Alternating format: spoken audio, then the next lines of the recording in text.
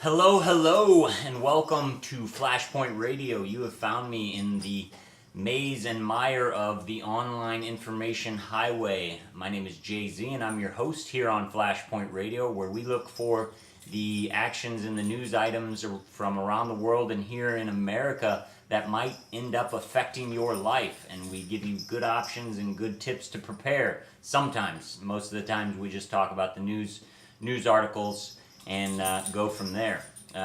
Coming to you live on Thursday, February 9th, after a bout of, we'll call it food poisoning that I got the night before the Republican primary here in Missouri. So I was not able to vote for Ron Paul. Really kind of bummed me out, but I was praying to the porcelain god, if you would pardon my terms there.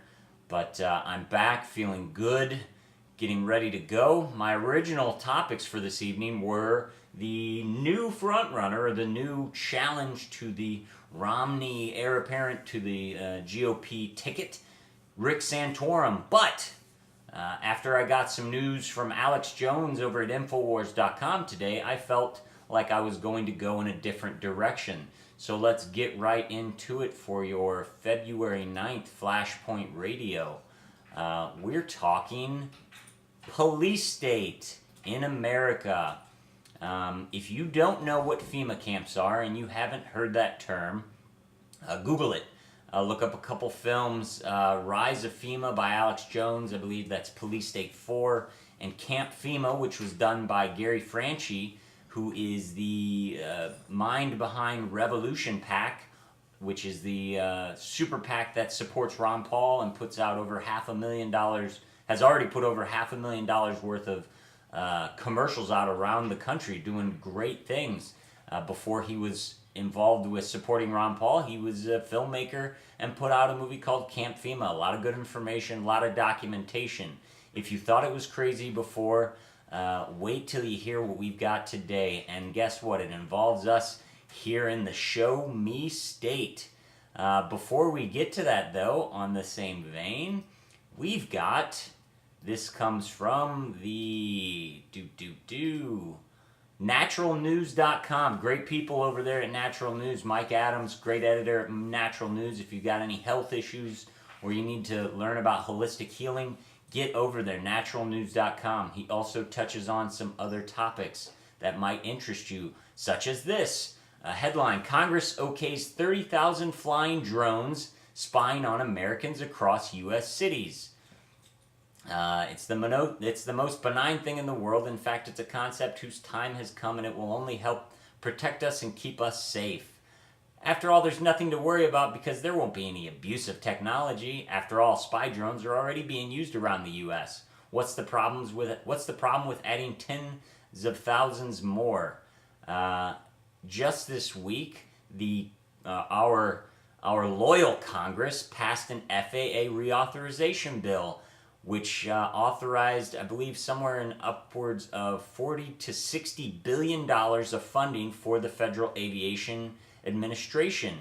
Well, almost half of that funding was earmarked for the testing and licensing of commercial drones. They want by 2020, 30,000 drones hovering all over the U.S. Of course, they're going to be watching out for traffic jams and looking for weather patterns and only doing things to protect you. Remember, your government loves you. So the drones flying over, watching you while you're going to work and while you're going to your meetings are there just to keep you safe. One question I'd like to ask is 30,000 drones? Seems like an awful lot of drones. Are there really that many Al-Qaeda members and terrorists in the United States? Or could it be possibly that they're putting them in the sky for us? Those of us who believe in the Constitution, who believe our government is run by corrupt banks and interests that aren't our interests, and basically being run by criminals. I support that statement that almost everyone in our government is criminals, at least the lobbyists and the bureaucrats that are making all of the decisions. Moving right along, we've got this. This comes to us from The Blaze via defensetech.org, which is a defense area website, and it reports that North Korea has bought MQM-107D Streaker target drones, which the design was first developed in the United States in the 1970s. Did you know we had unmanned drones flying for our military in the 1970s? I thought those came about in the late 90s. Or could it be that your loving government only lets you see what they have when they know it's safe to let you know, when you won't get freaked out about it? So there you go. North Korea bought these from Syria, which Syria bought them from U.S. companies, and are now turning them into drones for their own agency. So North Korea is putting drones above their skies to watch their people, while our Congress also does the same.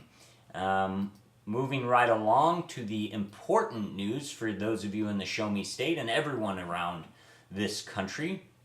Headline, this is from Infowars.com.